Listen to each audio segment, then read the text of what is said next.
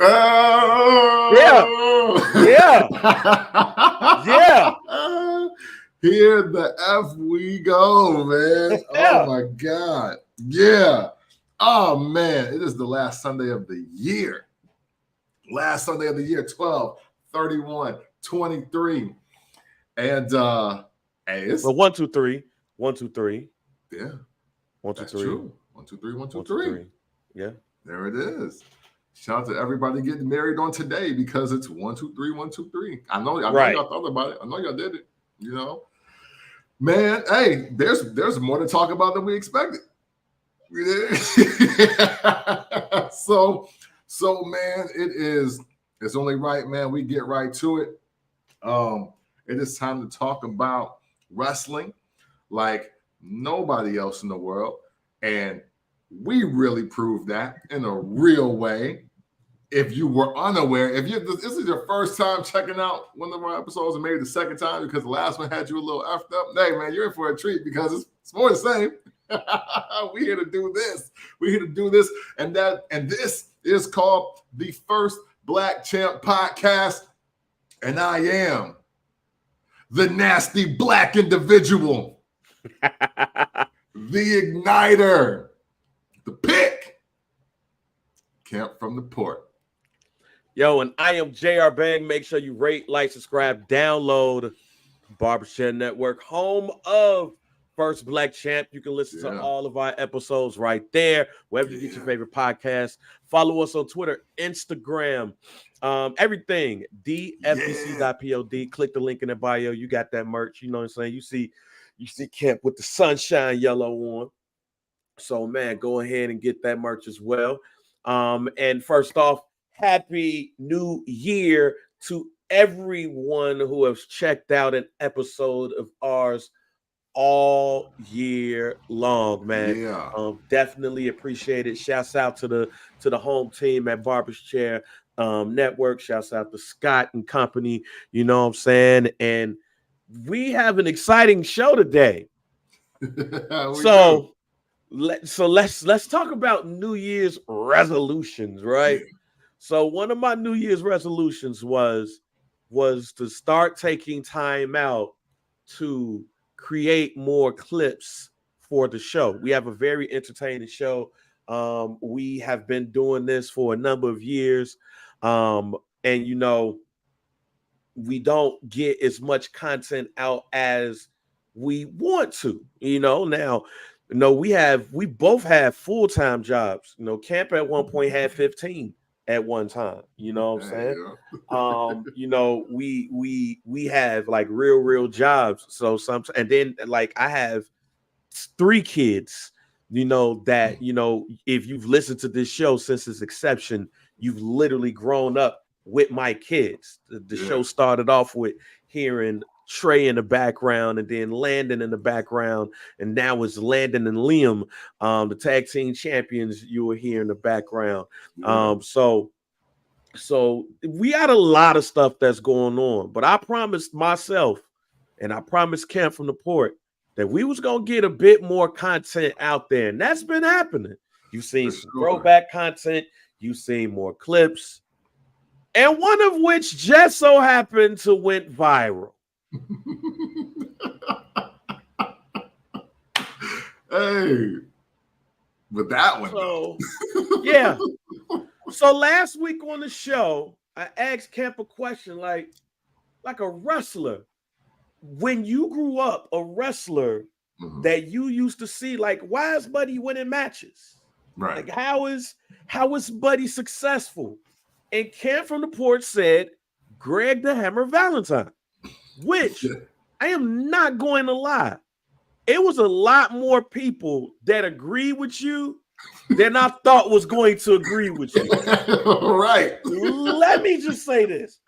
I did not expect the amount of people that was like, yo, he looked like an old lady gym teacher and all of that stuff. I was shocked. Yeah. What I wasn't shocked at was the amount of people who disagreed and the way that they disagreed. I just didn't think as of this morning that video was going to be viewed over 50,000 times on on Facebook alone, and I know sometimes you put the video on Instagram, it goes like that video has almost 100,000 views off of Instagram and Facebook. It was not on the plan, Kemp. No. So we have to start the show off with Greg the Hammer Valentine. For sure. Valentine, not Valentine. Yeah, right. Not Valentine. It's Valentine. Valentine. And the reaction once you start getting the alerts of the shares and the comments, what was your thoughts on the people's reaction to your disdain as a kid growing up? Greg Damon Valentine. Yeah. Well, first I didn't even believe it was like me or us. I was like, yo, what did I get tagged in? I get tagged in some scam? Like, what happened?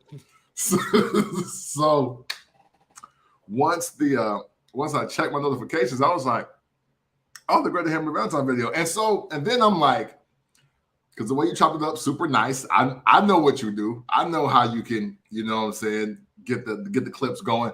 I was like, oh, this is hilarious. People just laughing at Bang's production. And I'm gonna get to the promo edition once he's done, y'all. Yeah. So, but then I happened to go look through the comments, and I was like, oh, y'all fans of dude. Oh, y'all like, this is what happened. I was like, oh, wait, you mad? I need to watch more Greg the Hammer Valentine matches. What? Like, why? And then it was like, oh, I think The Rock is the GOAT. How do we get there from that? And so from there, right? I sit there and I was like, yo, out of all the things that I had to say about wrestling this year, me wondering why Greg the Hammer Valentine was successful was not at the top 20 of those. But hey, look, this ain't the first time this year that I've ignited fans of somebody subpar with their craft, and this led to a couple of other videos. This ain't the first time. All right? Something about you par niggas, y'all seem to be upset with me every time I want to tell the truth. And it don't matter. Hey, listen, spoiler alert, here to triple down. I'll watch y'all 1983 matches, okay? I'll watch the ones when I was a toddler. Fine. It's not going to change my mind because he's still him. It ain't been a doc yet. and when you're running through all the other greats of that era, top 10 matches, he ain't in them. But to answer your question directly again, I was shocked. It was hilarious. I had no idea it would take off like that. But yeah, it didn't change anything other than like, yeah. See, there's people that really know what I'm saying, and then there's people that just don't know what I'm saying, and I'll tell you why later after Bang goes here. Okay, so look, I watch wrestling. I would watch wrestling all day long if I can. Mm-hmm. I've seen Starrcade 83, y'all. I've seen it many a times. I've seen Starrcade 83 more than probably a 41-year-old man should. Right? I've even went back and watched some of the Bob Backlund, Greg the Hammer Valentine matches. I've watched, him break Wahoo McDaniel's leg, the whole Tito Santana thing. I'm cool with Greg the Hammer Valentine. I'm not the defender of Greg the Hammer Valentine, though. Yeah. And that's why I hope those folks, and talking directly to the folks that were vehemently disagreeing. Like, if you disagree, it was a couple of people that I was having conversations with in the comment section that disagreed, but they understood why. Like, and yes, I cut it. I'm not about to put up in the when you was 2, I don't Right, know. yeah. No. No, because it's really not to shit on Greg to have a Valentine. It's Yeah. just to get engaged in conversation. So when I put it there, it was mainly because, hey, there's other people that watch wrestling like us that grew up and watched wrestlers win and be like, yo, because I'll give y'all another one. All right. And this is probably not going to cause as much controversy, I don't think, as Greg the Hammer Valentine. But I thought Dino Bravo sucked. I thought Dino Bravo was terrible and didn't understand how he was winning matches, even with the finisher that he had. There's a number of wrestlers that I grew up watching. And I start watching wrestling 86, 87. There's a couple of wrestlers that I can name that I'm like, why is dude successful? Yeah.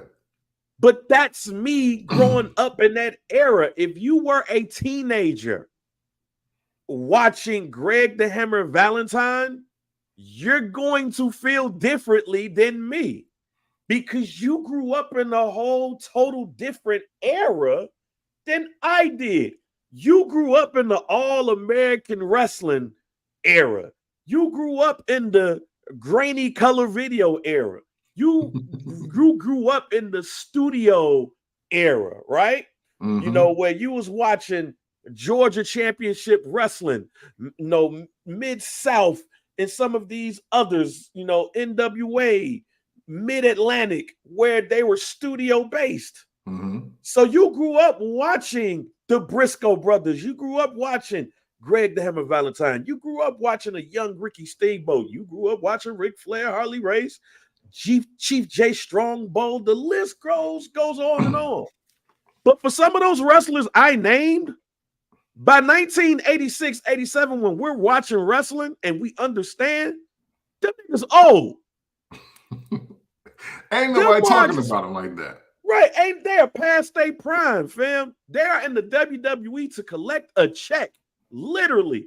They're like, yo, the territories are over.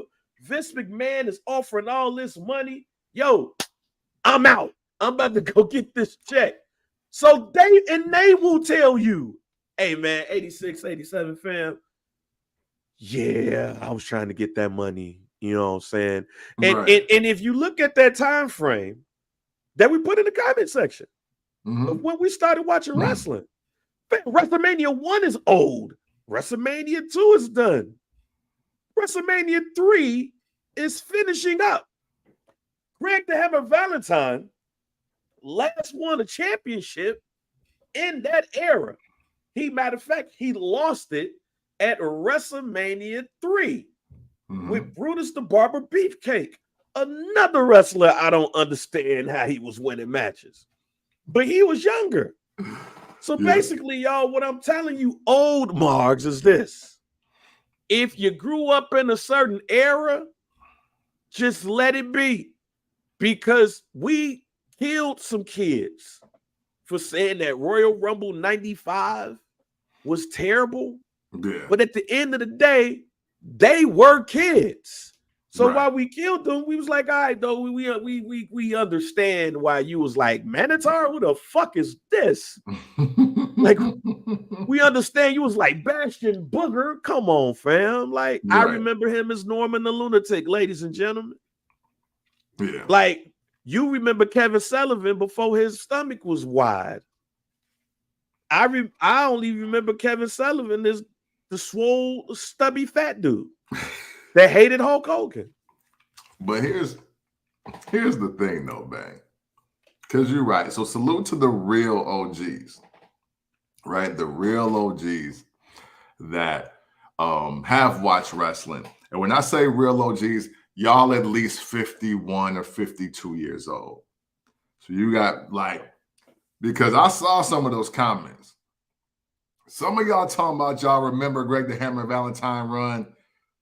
Y'all digging up old VHSs from your granddaddy. Man. We not doing this either because y'all had me thinking, no, y'all wanted me to believe that Greg the Hammer Valentine was like Harley Race. And that ain't happening. Like, I get it. Oh, the matches with Tito Santana and all these, and y'all naming a bunch of shit that don't be on no A&E, don't be on no doc for Hulu. It ain't even been on Dark Side of the Ring. It ain't been nowhere. So I'll go better yet. You just naming shit before 1985. Yeah, you literally are. And that's my thing. It's like, okay, hey, look, I could see y'all point if I was like, yo, Greg the Hammer Valentine is the worst wrestler alive. Like, he can't wrestle at all. Like, if I said that. That wasn't the question. Right. That wasn't the question. I was like, who do you think can't wrestle? And he wouldn't have been the person that came to my mind, even if that was the question. Like, it would have came out like that. Yeah, but y'all was talking like, one, you was there.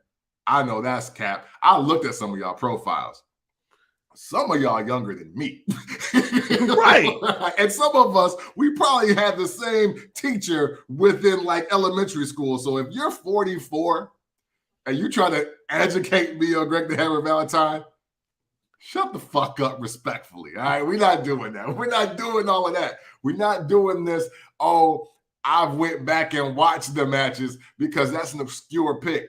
See, there's wrestling nerds, and then there's wrestling lames, right? Wrestling nerds have a great abundance of information. I'm a wrestling nerd. Yes. And to be a wrestling nerd, you have to have a vast knowledge of just every era, not just yours, not the one you grew up in. And you respect everything that comes before, during, and after, but you have a certain gauge for what you think is great wrestling, great entertainment, great storytelling, whatever it is. Then there's you wrestling lames. Some of you wrestling lames out there are picking up obscure wrestlers to watch matches or to update the wiki real quick so that you can spout off some random shit that nobody gives a fuck about. Like, some of y'all are dying to tell me about that time that you saw Stan Stasiak wrestling in Topeka, Kansas. and I don't want to hear that shit. It doesn't matter. Salute to the Stasiak family, but I'm just saying, dog, a lot of y'all went out of y'all way to tell me things that happened 4 years ago before my statement, and it didn't land. It didn't land like you thought it was going to land. At all. No, what pissed me off is that people were saying the same match. Yeah. Oh, you got to go look at the Starrcade match in '83.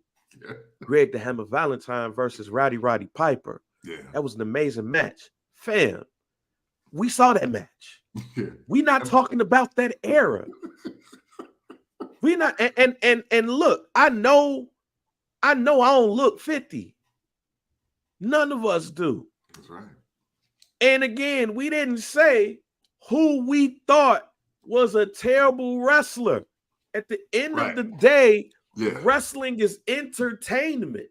Yeah. We said who we was looking at was like, yo, how is he winning matches? Yeah, and in 1986, 87 to 1991, we were even in when he went back to WCW, you like, yo, how the hell is Greg the Hammer Valentine winning matches? But I'll go back to the question that I asked a couple of people that they could not answer.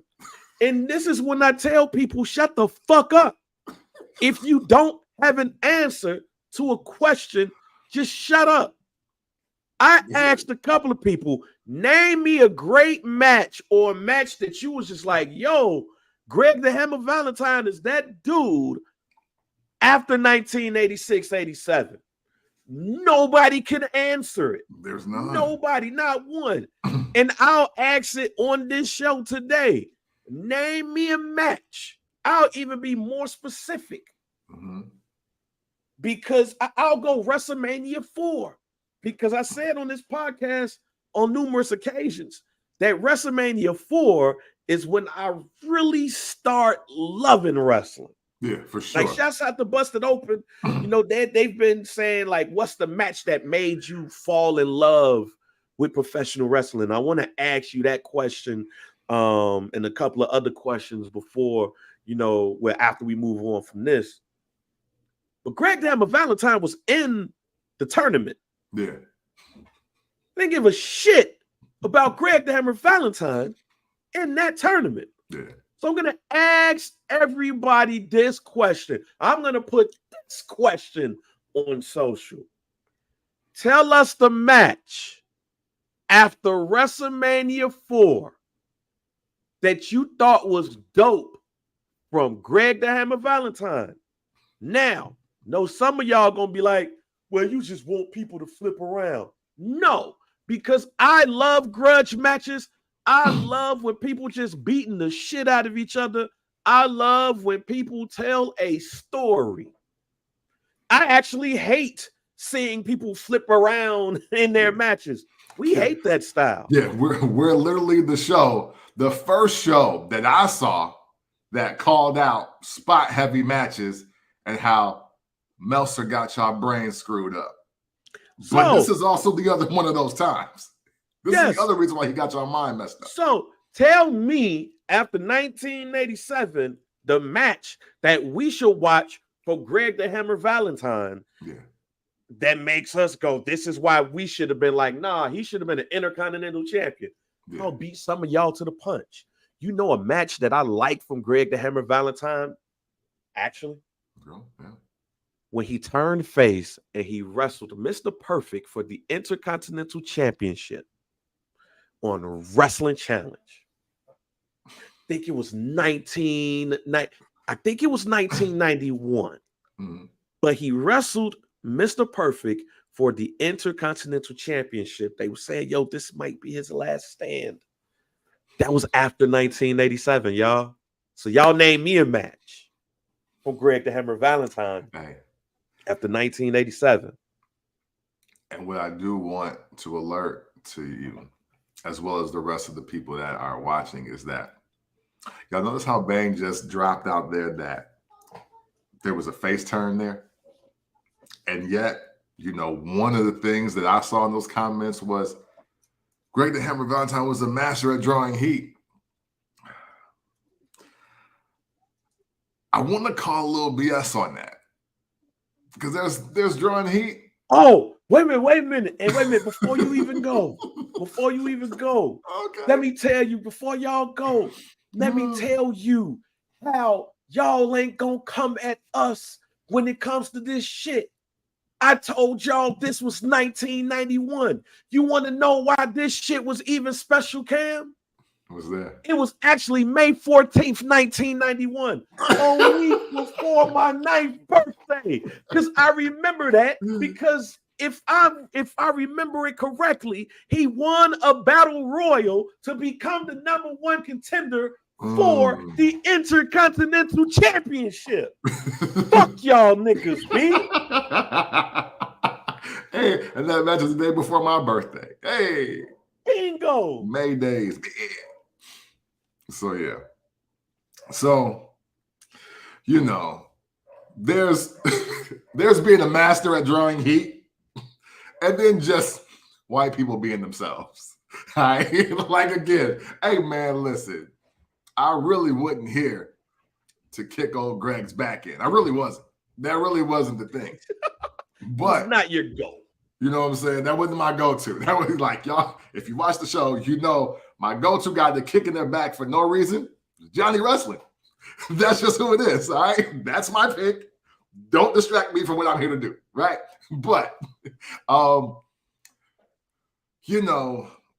this is the Meltzer babies, though. I blame the Meltzer babies because only the Meltzer babies would say something so obscure, so out of the ordinary, and try to make me believe something different than what is there. Like, literally, when you talk about top heels of any era, when you talk about greatest workers of every era, no matter what federation, organization, or territory that gets named, One name that is just not in the top 5 is Greg the Hammer Valentine.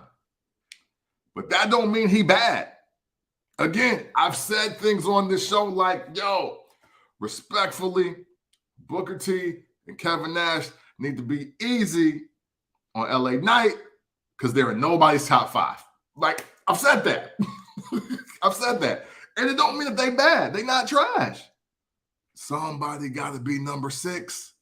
Yeah. Somebody got to be number 11. No, and somebody got to be number 36. All right. Yeah, somebody got to be number 50. All right. Look, I disagree with you for a bit. And only because Greg the Hammer Valentine in our prime was past it. Right. When we start watching wrestling, he was past what he used to be. So that 82, 83 era when he was wrestling Roddy Piper, or when he's wrestling Bob Backlund for the WWF Championship, he's top 5 heel then because he's giving them runs. He breaks Tito Santana's leg. He breaks Wahoo McDaniel's leg like in the late 70s, early 80s. That's his time. Ladies and gentlemen, we were either not thought of or we was getting peppers changed. That's the difference. Yeah, it is. But go ahead. Like people like Buddy Rogers was alive. Superstar Billy Graham was alive. Like, and I'm not saying no, that's what I'm saying. Yeah. I think what I'm gonna say, I'm actually gonna give him some bail here. Okay, let's do it. Yeah, you know what? No, we need to do that. That's 79 because I mean the nerd in me actually was going back before this episode. The nerd in me was actually like, oh, he was going up against okay, he was out here. Greg the Hammer Valentine in like 79 to 83 was probably a very underrated heel. Okay. I would say that because you look at some of the people that are wrestling and everything, like you don't get an Intercontinental Championship run or United States Championship run in those days without being top 5. Like they don't just throw the title on. Back in that day, they're not just throwing the title on folks like, and I hate to kind of like do this again, but Don Morocco on our day, we like, who the fuck is dude? Yeah. Because by the time I saw him, he was with Superstar Billy Graham as like his manager, I think. Right, but Don Morocco back in the early 80s, he was the guy. Was a guy, right? Another one, Tito Santana. Tito Santana might be the most shitted on Mexican wrestler of all time. Yeah. But he's also a 2-time Intercontinental Champion. Yeah. I've said on this show a couple of times where it was like, yo, when you found out Tito Santana was a multiple-time champion before he was a tag champ, like Tito Santana was talking about championships, y'all. Not talking about style or anything like that. But you know that wrestler when they done won multiple championships, and you like, when the fuck did that happen? That was Tito Santana. Yeah. Tito Santana was a 2-time Intercontinental Champion, and then he was a tag team champion. We was like, how? When did this happen? Yeah. To who? When? Like the Tito Santana we know was always losing at WrestleMania. Yeah, hey, I used to be mad at that though. Hey, Tito was lit to me because I think when we did the top tag teams, I put Strikeforce in my top 50. Yes, you did. So I want to be clear. Hey, I thought Tito Santana was lit. I just watched Survivor Series 90 when he was bodying everybody like that flying forearm went crazy all Survivor Series. So I thought Tito was lit. I was actually hurt that he wouldn't win anymore after I heard that he had one title. I was like, oh, he could have beat Mr. Perfect one more time, right? Like, yeah. Like, what's happening? But look at what I'm saying is look at Tito Santana's resume. I want y'all to look at his resume and tell me when you were 8 years old, you knew he had this resume. Yeah, right. Yeah. No, Tito Santana is a 2-time Intercontinental Champion, a 2-time Tag Team Champion, and he's a former King of the Ring. He won the King of the Ring before the shit was televised. Yeah. What I'm saying is Vince McMahon had a great way of not letting you know the history of some people because it conflicts with what he's trying to do with his organization. That's true. But when you like, yo, Tito Santana was a 4-time champion before I was 8. Like, that's the point. That's the point that I'm making. So with Greg the Hammer Valentine in our time was ass. I don't care what none of y'all say. Yeah. I didn't care for Greg the Hammer Valentine when he was with Classy Freddie Blassie. No. I ain't care about Greg the Hammer Valentine when he was with the Dream Team. I ain't care about Greg the Hammer Valentine when he turned on Brutus the Barber Beefcake. I ain't care about Greg the Hammer Valentine when he was in the world title tournament knowing damn well he wasn't going to win it. I didn't care about Greg the Hammer Valentine when he was in Rhythm and Blues and he dyed his hair black. Yeah, the worst. I ain't giving right. I ain't give a damn about Greg the Hammer Valentine from 1987 to 1991. But as an adult, I can go back and I can say, hey, he beat the shit out of Roddy Piper.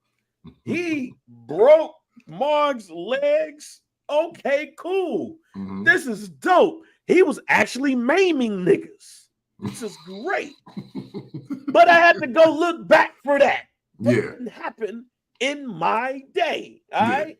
I was just a sperm in my daddy's nutsack when this man did half of the shit that y'all was talking about. Like he was there for.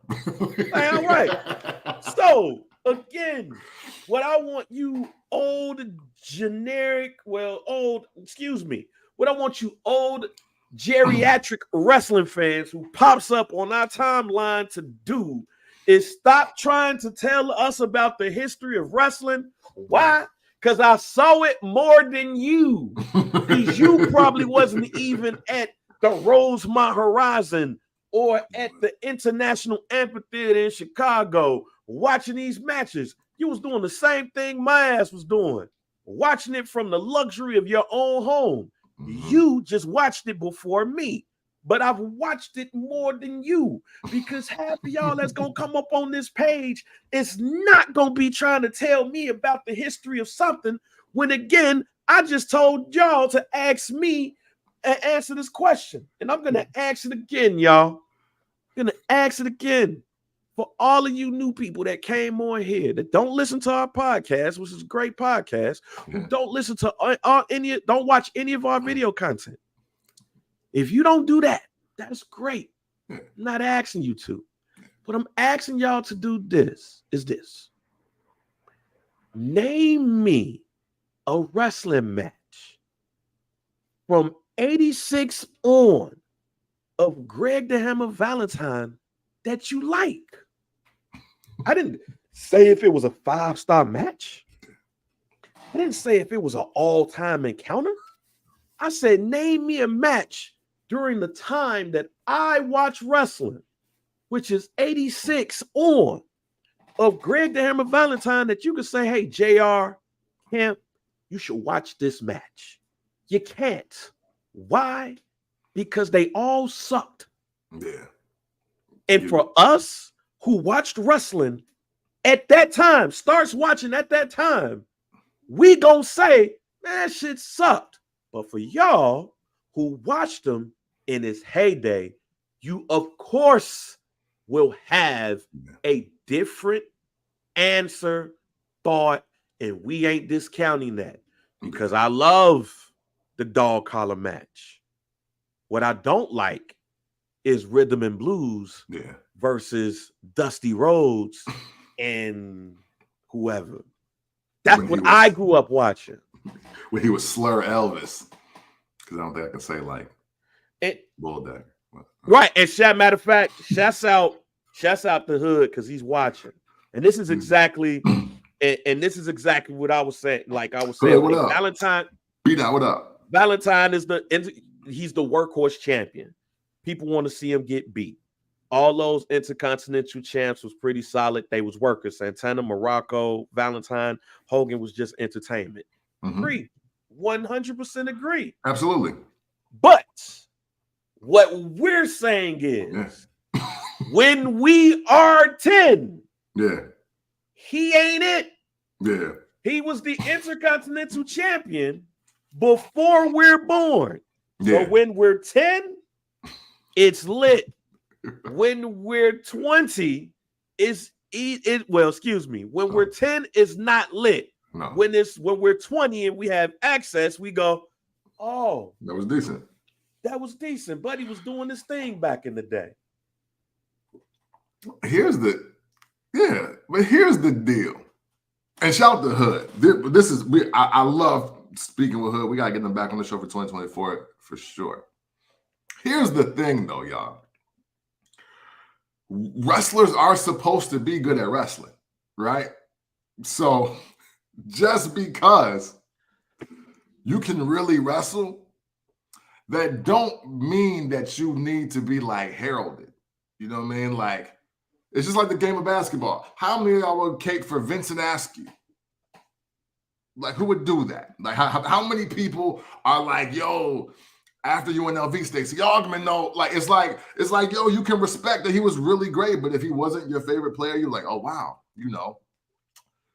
Like Johnny Newman. I love Johnny Newman because I was a Charlotte Hornets fan, but I know he's not like better than like Kawhi Leonard when healthy. Like it's okay, but he's like because he's good, man. But I think many of you misconstrued like my response. I still think it's Plumber Hulk Hogan. I still think he is the most default wrestler of my time as a child. But that doesn't mean he can't wrestle. That doesn't mean he didn't serve his purpose as being an effective heel. But he was literally, when I started watching Greg the Hammer Valentine matches, I didn't care if he won or lost because I never expected him to win. And that's the point I'm making. That's the point I'm making. I never thought, oh man, he might win this one. No, I never thought that. That's the other part about this too. This is why it made, like, old wrestling fans made me upset. Yeah. And matter of fact, they made me upset, but it was expected. It was these niggas that's our age that I was like, yo, y'all tripping. Because can't none of y'all say, hey man, in 1988, we was like, yo, when he gonna get this Intercontinental Championship run? Ain't none of y'all like, yo, after I go up against rugged Ronnie Garvin, you know what I'm saying? Greg the Hammer Valentine gotta get an Intercontinental Championship spot. Matter of fact, it was a surprise when he won the Battle Royal and go up against Mr. Perfect in 1991. It was like, yo, that's why they was like, hey, last chance. Is this it for Greg the Hammer Valentine? Yeah. He is a former Intercontinental Champion. Maybe. No, none of y'all said that. That's why I want to hear none of y'all. Because can't none of y'all name me a match from 1986 on that's like, yo, this is the Greg the Hammer Valentine match to watch. And you missed this? Right. And here's what I know what you was trying to say, but here's where I'll fix it for you. Wrestling at the end of the day is still entertainment. Yeah. Right? Like those spot heavy shits we might not like, but that's entertainment. Yeah. Greg the Hammer Valentine is a great mat tactician. You know who else is a great mat tactician? Bret Hart. Guess who we like?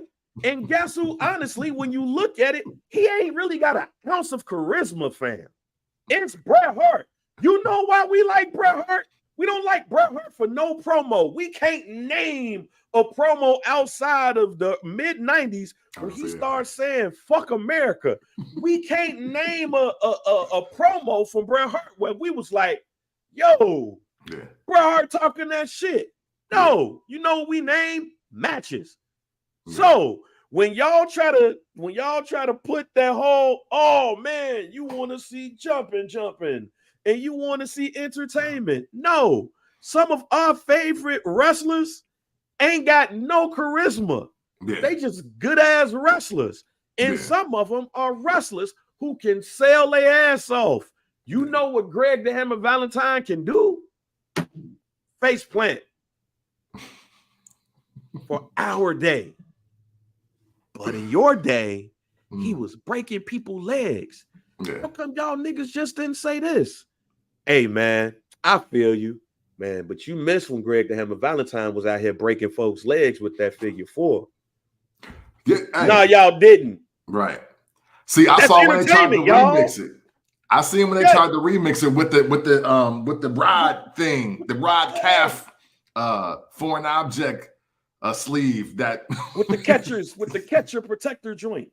Yeah, like I seen that, and I was like, oh, he was trying to, but they're breaking the count, so he didn't really hurt anybody. Right. But you know what? We've spent way too long on Greg the Hammer Valentine, for sure. And none of y'all gonna go and watch no classic Greg the Hammer Valentine matches after 1983 Starrcade. I even go that far. And none of y'all about to watch no classic Greg the Hammer Valentine matches after Starrcade. But real quick, the reason why I added the promo of Greg the Hammer Valentine talking shit to Junkyard Dog, because simple. That man right there is black. It was very easy. He's black. So it was very easy to know that promo, which was one of the most racist promos of all time. Absolutely. But in context, hilarious promo. Yeah. I don't know if Greg the Hammer Valentine is racist or not, but I also know that during that time, wrestling was very stereotypical. Like Mr. Fuji called Classy Freddie Blassie a cracker. Go listen to Bobby the Brain Heenan, y'all. Bobby the Brain Heenan was very racist to Tito Santana. Yeah. That man called him Chico. The finishing move was flying burrito. That was racist, y'all. Him and Jesse the Body, who called it the flying jalapeno. Jesse the Body Ventura. Yeah, Jesse the Body Ventura on an episode of Saturday Night's Main Event. Had a buckwheat shirt on, y'all. In context. Yeah. But the mean old nasty black man in this promo was Camp from the Port. So it was very easy for me to clip those pieces knowing that he was mad at a nasty black man. Just so happens to be Camp from the Port. Yeah. You know, I mean, hey, and real quick though, real quick, just maybe like 93 more seconds. Shout out the dude that was like, y'all did this to make him sound racist. I was like, right. He cut the promo. We just using it. We didn't make him say that. It wasn't AI. Hey, shout out to whoever tagged me in that video on Twitter, because we're not calling it X. It's Twitter. Like, I'm one of those people too. I would say for Twitter. Oh, that's Imp. For Twitter. That's Imp. That's Imp. So Random Actor Podcast. Shouts out to them. Yeah, so shout out to y'all, because I was like, yo, it was another promo. Like right here, I was like, no, that's who he was. See, y'all, that's real life. Yeah, it's like, hey, maybe his authentic character just didn't do it for me. All right. So we're gonna move on from Greg the Hammer Valentine. Yeah, please. Let's leave this in 2023. And I'm gonna ask a similar question. Yeah. All right. We shitted on Greg the Hammer Valentine and Honky Tonk Man. Yeah. Who's a wrestler when you were growing up where you was like, why is this wrestler not winning matches? Why is he not a champion? What are we doing here? WWE or WCW? Man, you know, so this list, I don't know, it's going to be a little wonky, because some of these guys won matches, they just didn't win matches that mattered all the time. Yeah. So I mean, Greg the Hammer Valentine won matches. Yeah. So he lost a lot of them. When you said that, two people came to my mind. We're going to go WWF at the time, and then we'll go WCW. My WWF pick was the Texas Tornado, Kerry Von Erich. But again, I'm a kid, and he does end up Intercontinental Champion. But like, you want to talk about wrestling deaths that really like hurt me in real time as a kid? It was that one, because I was like, yo, I think he could be the world champ. I didn't know who he was before he got to the WWF. So like, I was like, yo, he should face the Warrior next, since Hogan can't beat him. Like, that's the kind of things I was telling myself at like 10, 11 years old. So it was him. And wildly enough, man, y'all can feel free to roast me, whatever y'all want to do. But this is the guy I thought about when you said this question that you said. WCW, Van Hammer. Wow. Van Hammer was my effing guy. Like, that was my guy. I was like, yo, why he ain't facing Luger for the U.S. title? Like, why he ain't facing Luger for the world title? I truly F with Van Hammer super heavy. I thought him and even Max Payne was decent, but Van Hammer was the dude. And I never understood why he wouldn't climb in the ladder of success past that 7-8 slot on the WCW Top 10. I was just about to say that. Hey, man, and this is one that I know you're going to agree with, a wrestler or a tag team that I just did not understand why they not in the upper echelon. Power and Glory. Hey, yeah, absolutely. Let y'all know something, fan. I was a Hercules fan. I was not a Paul Roma fan. But when those two got together, I just knew they was going to be the next World Tag Team Champions. Mm-hmm. They still have one of the greatest finishing maneuvers in tag team history to me. Yeah, absolutely. You could not tell me that Hercules and Paul Roma together, you could not tell me that they was not going to be it. Hey, so to piggyback off of what you said, because I was a Hercules fan as well. But hey, again, going back to the tag teams, I had the Young Stallions in my top 50, even though I think it was Shawn Knight and Jay Hood. Was like, yo, why you got the Young Stallions in your top 50? I think they're the greatest jobber tag team ever. All right, that's what I'm on. So I love Paul Roma and Jim Powers, but when Paul Roma and Hercules got together, I was like, oh wow, I actually like this. And I really wasn't the biggest fan of Slick. But putting them together, and then I saw their first debut match and they did the finisher, I was like, oh, this is it. Yeah. This is it. I'm like, I love this. Yeah, if we're doing WCW and WWF, I know the question is, who did you think should win more? Because we're not going to pick like a jobber. We're not going to pick like, yo, I think Iron Mike Sharp should have been the Intercontinental Champion. So, of course, I'm picking Power and Glory because I think that I thought that they were going to be it. Yeah. WCW, on the other hand, this sounds like cheating, but I thought Arn Anderson was supposed to be a world champ. You could not tell me Arn Anderson was not better than Ric Flair. Wow. That's how much of an Arn Anderson stan I was and still is today. Yeah. Double A, the Enforcer, when he hit you with the spine buster, fam, I was spine bustering people all through the hood because of Arn Anderson. DDTing, I know Jake the Snake invented it, perfected it, but the quickness of Arn Anderson's DDT, man, you could not tell me that when Ric Flair lost the belt, Arn Anderson was about to get it. And I used to get mad when Ric Flair would go back and go after the title. I'm like, man, what we doing with Arn? Well, Arn got to be the TV champ all the time. Like, that's how much of a stan I was of Arn Anderson. He didn't have a United States Championship run. Yeah. He had the tag team title run, and in singles matches, he's the greatest TV champion of all time. Mm-hmm. Why could he not get the world championship? Ric Flair hold him back. That's how much of a stan I am of Arn Anderson fan. No, He Anderson was cold. He the one who was really around here breaking Sting leg to me. Hey, no, Arn Anderson was cold, so I understand. It makes sense. Also a fan of Arn Anderson. Hey, so yeah, like Paul, Power and Glory, Arn Anderson. But you know what? I'm gonna go because it would feel like cheating.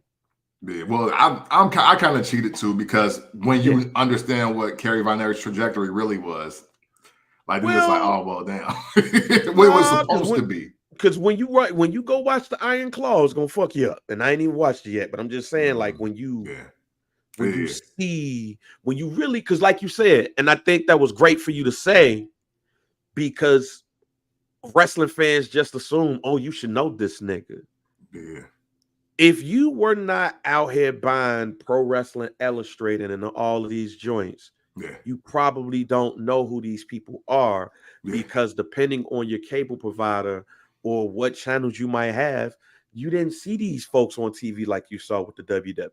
Yeah. When the Texas Tornado debuted in the WWF, I was like, oh shit, Kerry Von Erich coming over? My first thought, like, oh shit, this is big. But I also didn't know what was going on in his personal life. Right. Yeah. Like, so when I got older and found out like Buddy had 1 foot, I was like, wait a minute, hold on, y'all. When did this happen? When did he have a motorcycle accident? I didn't even know that. Like, it's certain shit. Matter of fact, I'll ask a question for you. What's the wrestling story that shocked the hell out of you that you found out about, you know, like a wrestler, like using Kerry Von Erich? Like, as you got older and you dark side of the ringed it or whatever, what was a wrestling story that you didn't know growing up that shocked you as an adult? Oh man, I mean, shit. There's 4 seasons worth of it, but I mean, no, you know what though? Well, I said Adrian Adonis because I didn't realize, like, I was always told a different story from what actually happened. The Gino Hernandez cat, that was heartbreaking because I'd never even heard of dude, like, until Dark Side of the Ring. So I'll keep it real on this show and on the internet if nobody else was. I had no idea who Gino Hernandez was until I saw Dark Side of the Ring, and that was effed up to me. But I mean, hey, you know, again, unfortunately, I learned about the rest of the Von Erich family when Kerry Von Erich died. Because when I realized it was self-transition, and then I realized who his brothers were and realized who his dad was, and I was like, oh my God, this is terrible. So then you get all of that information and you just living with it, sitting with it. And then Dark Side of the Ring comes out and it looks even worse. And I'm like, oh my God. So then you Google some more. And so that's still, for me, top of the most heartbreaking stories, because one of them did happen to be one of my favorite wrestlers ever when I was like 11 years old. So, so that, I mean, there are other ones. I mean, shoot, even the Miss Elizabeth thing is like just tragic in its own like way, because it's like, oh wow, I didn't realize it was like that. You know what I mean? Like, I mean, I don't. Well, obviously, there's some that stand out. Brian Pillman for me, also. If you've been watching the show, I think that's the guy that really starts the Attitude Era for me. Like, I still think he is the godfather of the Attitude Era. But yeah, I'll stay there to not ramble. But those are like at the top, because that came to the front of my mind as soon as you said that. Magnum TA is the one for me. Like, I just used to remember seeing dude on old like NWA WCW stuff, and was like, yo, why they keep talking about this dude like this dude was it? And then when I start doing my history, it's like, wait a minute, dude was supposed to replace Ric Flair? Like, dude was supposed to be the it guy. Yeah. He got into a motorcycle accident, almost died. Like, I didn't know about the Nikita Koloff Magnum TA thing. I didn't know about none of that stuff, of course, like as a kid.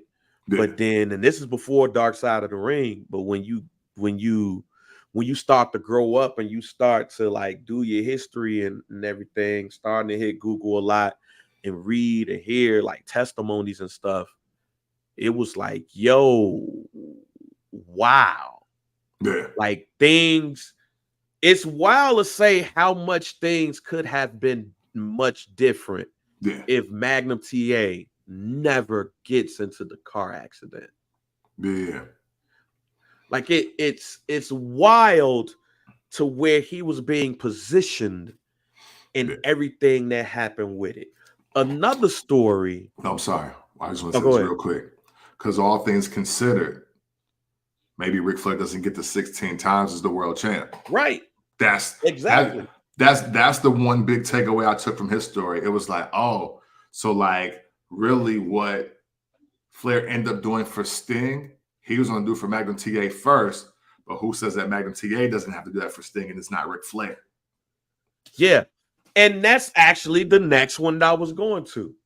The day I found out that Sting and the Ultimate Warrior were tag team partners blew my fucking mind. Because I was a fan of both.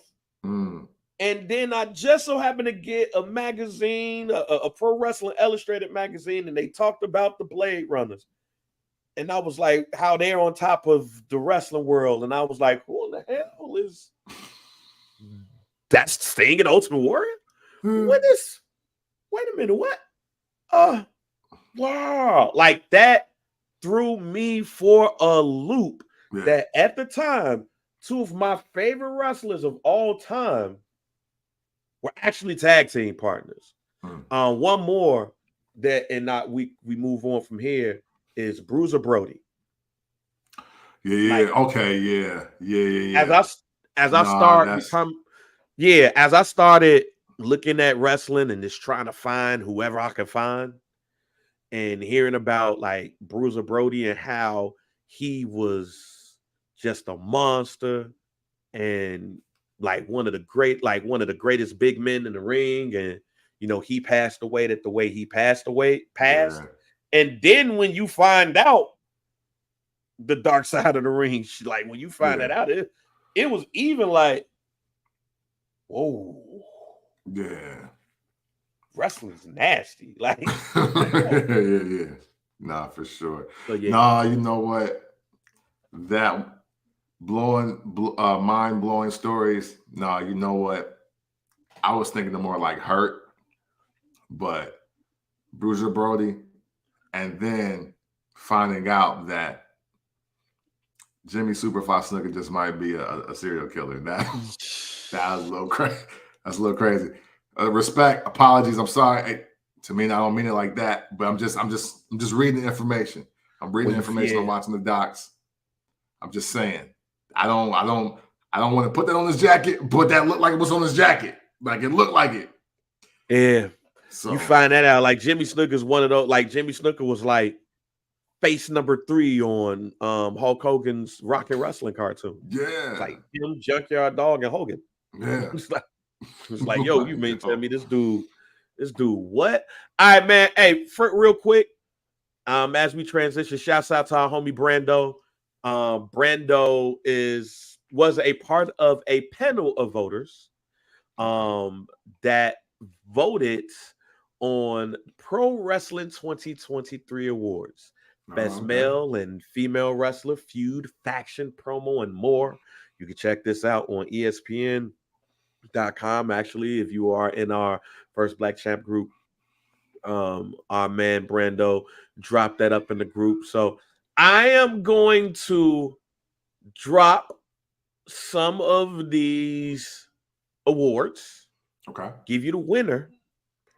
And if you agree or not, and if you don't agree, who would you put in that place? So, best storyline of the year, I think this is easy. The Bloodline 2.0 was ranked as the best storyline of the year. The runner-up was MJF and Adam Cole, baby, who last night Adam Cole showed himself to be the devil. And MJF is no longer the AEW champion.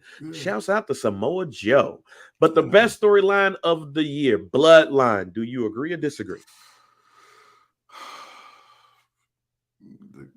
To keep it real, nah, I don't agree. Oh, why? And I mean, well, see, I'm careful. I'm trying to be careful because I'm taking in the whole year. Pause. And I just don't know if the 2023 Bloodline story is it. Because after WrestleMania, it ain't been fire to me. So I don't know if I'm going with that one as number one. I do like the MJF Adam Cole joint.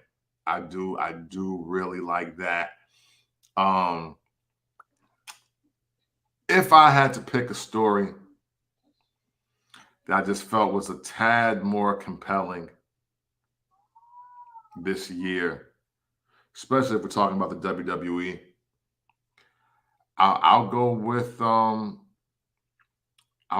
the story of Gunther becoming the longest running Intercontinental Champion. I mean, I get it. It's not a lot of like story to tell, but I think the evolution of his character was just told a lot greater post WrestleMania. That, I mean, again, I'm not mad at anybody picking the Bloodline, but I've been so unimpressed with the story after WrestleMania. And I feel like a lot of things were force-fed for the story. Even what I expected to happen with Sami Zayn isn't hitting for me. So I don't know. I'll go MJF Adam Cole over that if that's cool. But I don't know about the Bloodline being the number one story of this year. I don't know. Okay. I go with the Bloodline being the best storyline simply because of the beginning of the year. And stuff. I wasn't really a fan of MJF and Adam Cole, the whole like to be best friend. I ain't, it's like because they continue to do that storyline with him. Like everybody want to be his best friend and then turn on him. So yeah. I go with the Bloodline here. Best pay-per-view event of the year. The team picked WrestleMania 39 with Forbidden Door 2023 being the runner-up in this one. I'll say I agree in this. I agree because Charlotte Flair and Rhea Ripley really was like when you go back and watch it, that was best match of the night probably. Yeah. The storyline of the Bloodline was in full force right there. Seeing Cody Rhodes damn near about to cry right there was lit too. The other part about it too is just like even the Usos versus Sami Zayn and Kevin Owens on night one. That was probably pay-per-view of the year for me. What about you? I'm not mad at WrestleMania. I want to lean on Money in the Bank because I think I called most of that. Yeah. So by default, Money in the Bank is like my favorite because I think that was the card I called most accurately the entire year. Yeah. Narcissism, get addicted. There you go. The match of the year, Kenny Omega and Will Ospreay, Wrestle Kingdom and Forbidden Door. Now, I remember coming on here and telling y'all about the Wrestle Kingdom match. Mm-hmm. That damn match was cold as hell. Now, was the Forbidden Door match nice? Yes. I don't think it was good as Wrestle Kingdom. Okay. That match had me hooked. And was one of the best matches that I think that I've seen in my life. I came on here singing that match praise. The runner-up for that one, which I am not mad at, is Rhea Ripley versus Charlotte Flair. But I'm gonna throw a couple of Gunther joints up in there too. Like the Gunther match versus my man at Alpha Academy. Chad Gable. Yeah, that one, that match right there smacked. Yeah. Like that's another one that I throw out there that I'll show some love to, but yeah, they got me with that one. I ain't mad at this one. I ain't mad at the Wrestle Kingdom match because hey man, they tore it down. Yeah. I did not say Wrestle Kingdom, so I'm not going to definitively pick anybody. But again, for entertainment value, I mean, again, Rhea Charlotte, I got that up there. Yeah, I think the Gunther Chad Gable actually series I was like definitely the series, but maybe the second Raw match. I think is the second and the third one. Not for nothing, and I'm not even trying to be funny. I think Logan Paul got one in there. That could be thrown in the conversation. I think Bad Bunny, Damian Priest. Outside of the thing is the ending of the match is trash. Yeah. The match itself was fire. Dragunov and Mello is another one. And Mello, because I did see that. I watched that twice actually. So yeah, I mean, so it's some joints. I mean, again, I try to get away from match of the year because I don't watch Wrestle Kingdom. I just miss it. I just be doing something else. And if I do see something, I see like 2 or 3 matches or 2.5 matches. So match of the year, but I'll just throw out some other ones that I thought were dope. And those are the ones I thought that were dope. All right, man. Promo of the year, and I think this is an easy one. MJF wins Promo Artist of the Year. LA Knight as the runner-up here. Yeah, honestly, I don't think it's really a better promo right now than MJF. Like, even on his worst day, he like is really like nice with it on the mic. I think he's very decent as a wrestler, and once the matches match the promo, he definitely will be like higher on my wrestler list. But just with the microphone alone, yeah, man, I don't think nobody was touching MJF this year. No, for the last 3 years, it's been MJF and Miz. And I think that also depends on how we're going to gauge Dominic Mysterio promos technically. Because, I mean, what you're saying. The interaction alone makes for a great promo. It doesn't get old. The decibel increases of boos while he's trying to say anything, that in itself is a great promo. So, but no, I mean, for me, last 3 years for sure, MJF and Miz. It's been 1 and 1A. You can pick whoever because they all got one moment. Salute to LA Knight. His promos are dope. I'm not going to talk like that, but runner up, I get it, but nah. All right, so this is where I disagree with ESPN, and since he wrote this part in the article, Brando. ESPN ranks LA Knight as the breakthrough wrestler of the year, and I disagree. Okay. I disagree, and I put the person who is their runner-up as the person that is my breakthrough wrestler of the year. Okay. And that's Swerve Strickland. Okay. Because he's been on the tear. It's the matches, the match quality. Mm-hmm. And both me and you have said on this pod, the matches got to start looking good. Yeah. They got to start mattering. Because they're not right now. They're not matching the crowd output of what's going on. Swerve, you can't say that. Swerve barely missed his feud with Adam Page. That damn death match. Man, for somebody who don't really care for death matches like that, it was hard to watch. Yeah. But I watched it.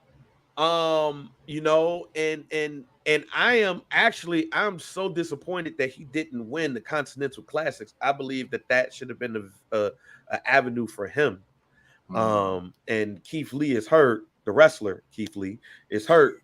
So he had to wrestle Dustin Rhodes last night at World's End. But nah, man, I think if it was anybody that really broke through and put himself, it was Swerve for me, man. Yeah. No, you know what?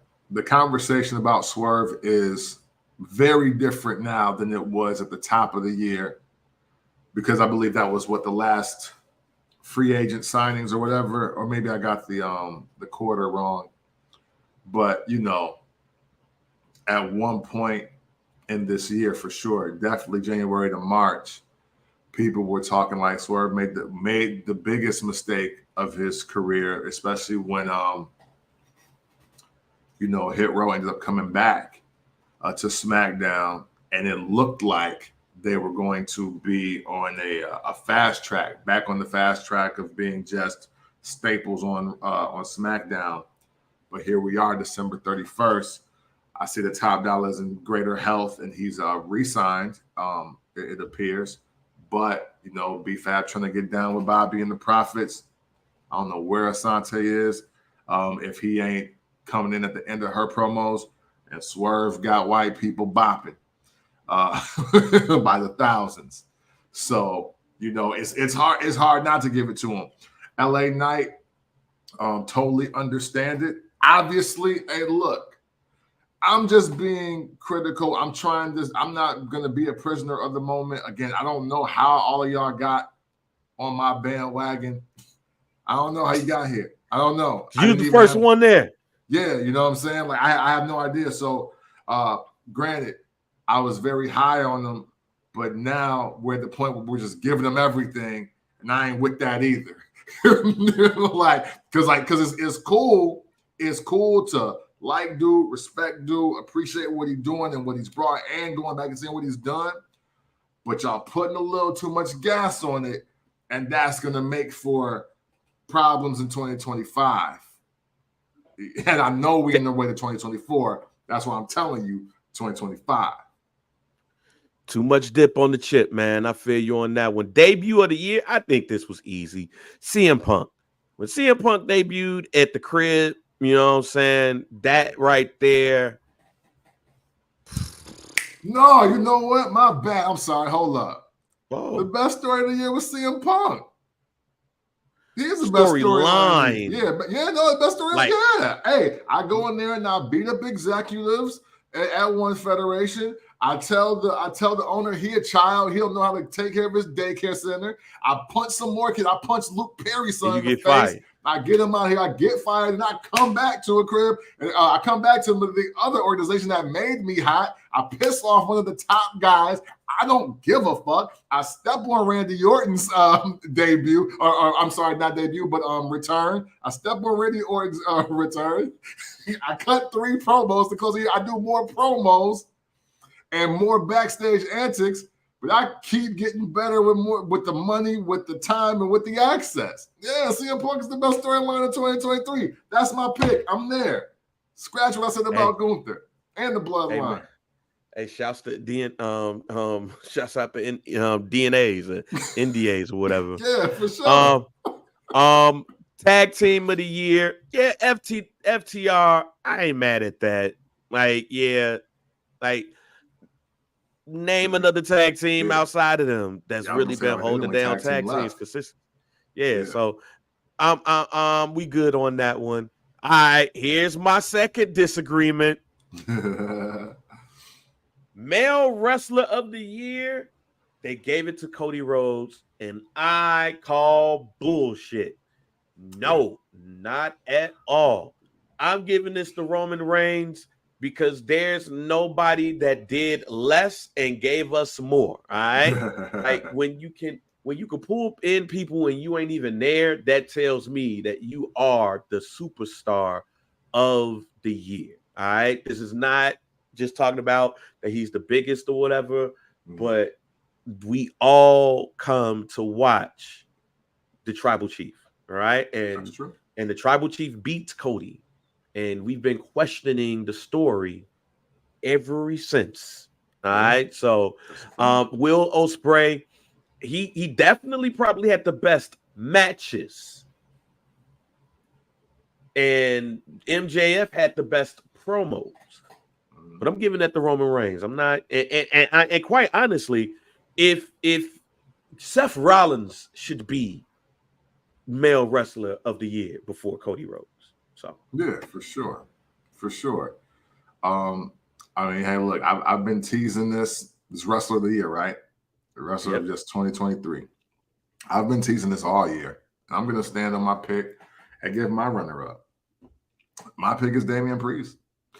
My pick is Damian Priest because, again, Judgment Day is what it is. And although he may not be the leader and he may not be the best wrestler in this faction, who's had a greater year than Damian Priest? And I mean greater year as in I may not be the world champion. I may not main event any pay-per-view, but somehow at least half the roads lead to me. Damian Priest did that all year. He might not have been in the WWE Undisputed Universal Championship match, but he was in one of the biggest matches in his organization, in his country. His faction is on top of their show. A large part of that is because he be sending people south of heaven. Even with polarizing figures like Rhea Ripley around him, decorated people like Finn Balor around him, most hated man in wrestling like Dominic Mysterio around him, he still maintains a spot as a big focal point into not only that faction, but to his actual ring work. And you know his day is coming. We just waiting for the receipt. Damian Priest won. Runner-up Seth Rollins, because it's Seth freaking Rollins. You know the resume. You've seen all of it. I don't even know if the backstory is real at this point. I don't know. Because he's not looking like there's anything wrong with his damn back. But Damian Priest for 2023, Seth Rollins. Okay. And I think the women's wrestler of the year is easy to pick, Rhea Ripley. Yeah. Yeah. There's nobody even close there from is my no vantage runner-up point. On that. Yeah, not for this year. Not for this year. There's no runner-up this year. It's Rhea Ripley and it's everybody else.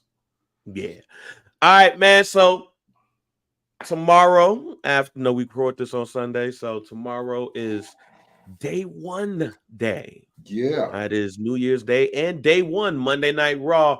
Triple H is already teasing a former world champion will be appearing on there. Had a lot of stuff going on. Drew McIntyre versus Seth Rollins. Don't want to pick no matches or anything like that. Okay. Because we also got SmackDown with their New Year's resolution is going on. I really want to pick though, like just looking at like those awards that ESPN gave, just kind of like looking at the year. Who, like, let's talk about, who do you feel like is going to have a big year in 2024? When you look at everybody, when you look at the potential people coming from NXT, potential people moving from Raw to SmackDown, AEW to WWE, Impact even coming in, they're back to being TNA, starting in a couple of hours and stuff like that. And even hell, shouts out to your man Thrill Billy, who's in the Iron Claw. He's in the Iron Claw. So, and then even like with some of the reported stuff that's happening with WWE and All Japan Pro Wrestling, could some wrestlers in New Japan make a jump and stuff like that. There's a lot of stuff that seems to be going on. Even the controversy surrounding Chris Jericho this morning. Christopher. We know we can't confirm or deny, but Hopefully, my man named Freaky down. Jericho. Yeah. Break So the walls down. Who do you expect to have a big year in 2024? At face value, it was one name that popped up into my mind because of how he's closing out the year. And that's Nick Aldis. I'm just going to go Nick Aldis. I don't think this GM thing is going to be a thing, like a full-time thing, too much longer with the role that he's on. I just don't believe so. I'm happy for Nick Aldis. I'm very happy that he finally made it to the WWE. I'm happy that he is positioning himself as a character that can get all his dream matches off in this calendar year if he wants to. Definitely in the next two. And I want to see him do it. I want to see him do it. I think that is the only one that is glaring to me, because there's a lot of men and women who I believe are going to get their chance. But since we kind of expected, how special is it? Like, I expect certain things for Carmelo Hayes. You know what I'm saying? I expect certain things to happen for even like a returning Nia Jax. I expect certain things for Sami Zayn and Jey Uso. I expect certain things for Adam Cole, MJF, and now Swerve. So, to me, if they just do half of what's expected, it's not surprising. I think what will be surprising, especially to the WWE audience, would be Nick Aldis doing anything other than being the GM. Obviously, you brought him up. Thrill Billy beating the EC3 for the NWA Championship would make my year. I would call it a day. I'm not going to check out, but I'd call it a day. If Thrill Billy can get an EC3 for the title and beat him, or beat him when he already got the title and he won it back, whatever you want to do. Whatever you want to do. But if Thrill Billy ends up the NWA World Champion, that would be the thing that I want to see the most, because I think he's the best wrestler in NWA right now. All right, man. No, we don't talk about AEW a lot. Yeah. For a couple of reasons.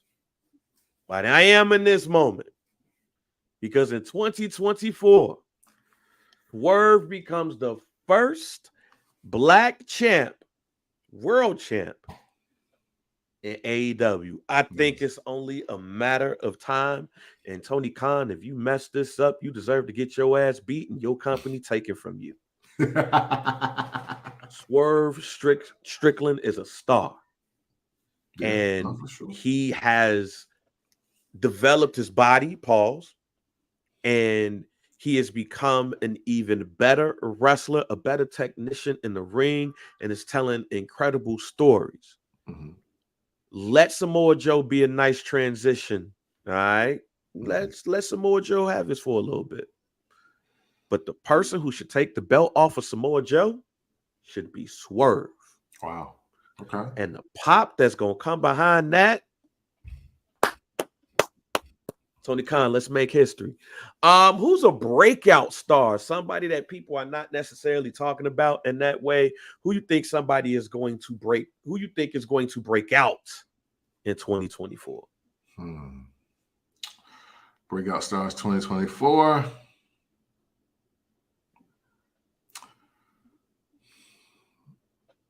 Man, I know you've been. Look, I'll say this: Thrill Billy is somebody that I think is on that lane because they haven't broken out, so to speak.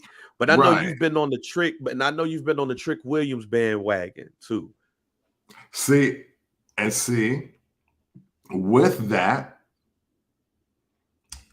his promos are going to get in his way, I think, a little bit. I wanted to say that, but then I also consider him a person that's literally on the cusp. They're on the cusp of anything that can or will happen. Nobody's really coming out of nowhere.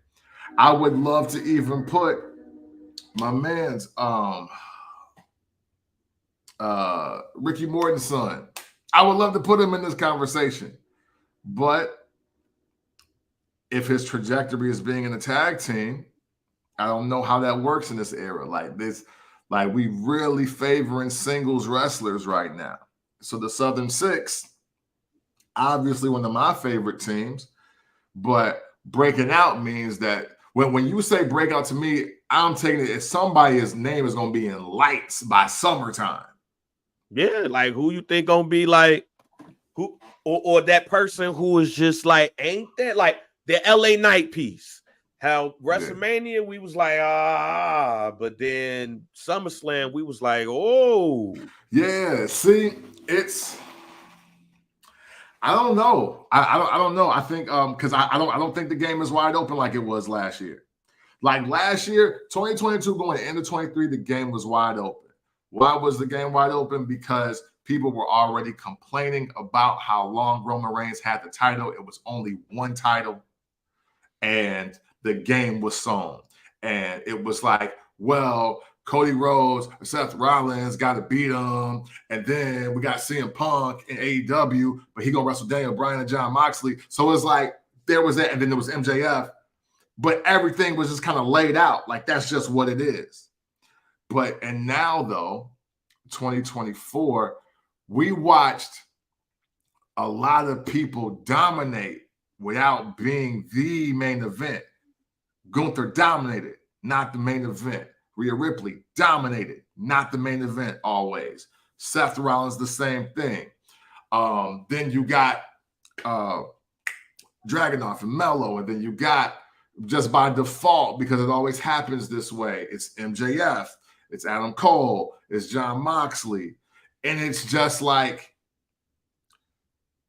CM Punk is supposed to be there because CM Punk dominated also. So you have so many people who have dominated this year or went on runs this year that ain't even got their world title shots yet. So I don't even think it's room. I don't think it's room in 2024. That's kind of why my answers are the way they are, because it's a lot of people that are just next in line. Like the line is stacked. So the only way I could see a breakout happening is if some dark side of the ring shit happen. And I don't want that. So man, everybody's got to get in line. I'm gonna give you two men and one woman. Okay. Starting with the woman, Tiffany Stratton. I think Tiffany Stratton is on her way, fam. Like she got it. I think that she has the potential by the end of the year. We'll be talking about her possibly like being a Royal Rumble front runner.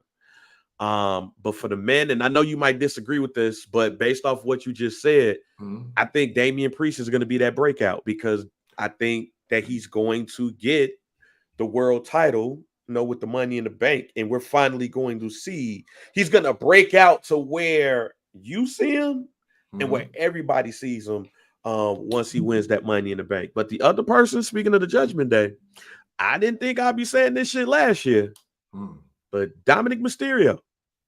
Okay.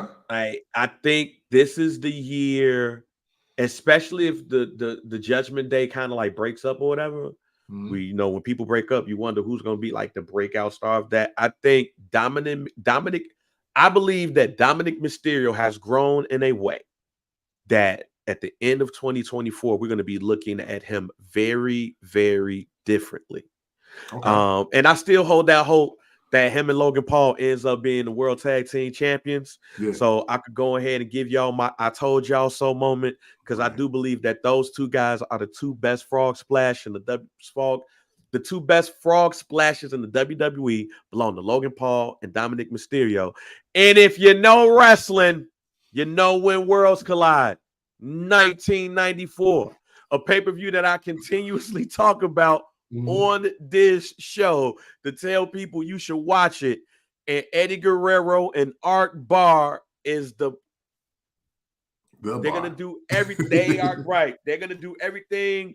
Logan Paul and Logan Paul and Dominic Mysterio could do everything that Eddie and Art was supposed to do, but Art's unfortunate passing stopped a lot of that momentum. So those are my breakouts. Who do you think is somebody? Oh, go ahead. Oh no, I was gonna say, listen, I got Dominic Mysterio as a top 2 or 3 heel in wrestling period right now. So that's again, so I agree with you, but I was trying to find somebody that's like 7. So no, I'm with you. I love those picks. Again, Tiffany Stratton, but I was like, yo, but she had a killer year. But I love those picks. Go ahead. All right, man. Somebody you think is going to take a step back. Unfortunately for me, one person that I think that's going to take a step back, and this is going to be after he loses in Berlin, is Gunther. Unless at this point for me, unless Gunther has a world championship, it's like, what else can you do? Like, what else is next?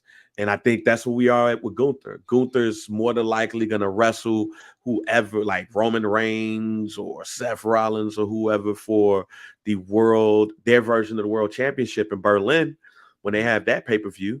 But then what's next? Does he continue as the Intercontinental Champion? But then it's like, yo, I mean, it's got to be something else next for Gunther. But I don't think that's going to happen, especially once he loses at the crib. You know what I'm saying? So yeah, Gunther, unfortunately for me, as a fan of my man Goon, is going to take a step back.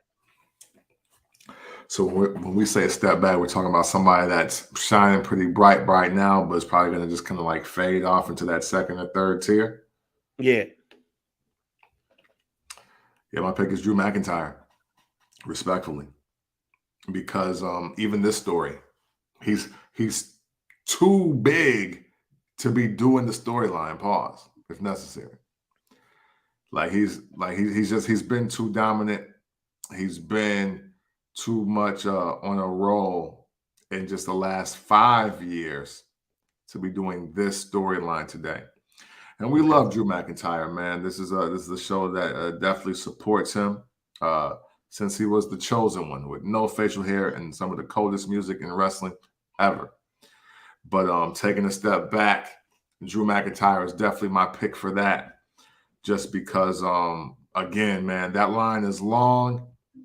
And he's reaching that "we have nothing for you" stage, and that's unfortunate. Okay. And man, that is about it. I mean, look, I'm still gonna challenge y'all marks again. Look, this is like for the Greg Hammer Valentine thing. I challenge y'all. One more time. Just gotta do this one more time, y'all. I challenge y'all. I grew up starting to watch wrestling in 1986. Yeah. So I'm not gonna feel the same way as some of you feel about your favorite wrestlers, especially if you grew up with them. The Rock ain't my number 1 greatest wrestler of all time. Yeah. I just said on this podcast that I feel like people should have gave Arn Anderson a world championship. Yeah. It just shows y'all, but I'm good. But if I started watching wrestling in 86, 87, and these are people that I grew up watching, tell me the match that I should watch with Greg the Hammer Valentine, starting the 86 on. Don't give me no dog collar match. I saw it. I know it already. I didn't watch that when I was a kid. Don't tell me Tito Santana. I didn't watch that as a kid. Wahoo! I didn't watch that as a kid. I didn't grow up with him. Yeah. But since y'all love Greg the Hammer Valentine so much, tell me the Greg match. Hey, man. The love ain't real. The love ain't real. Hey, listen. Homie that said The Rock got to be my GOAT.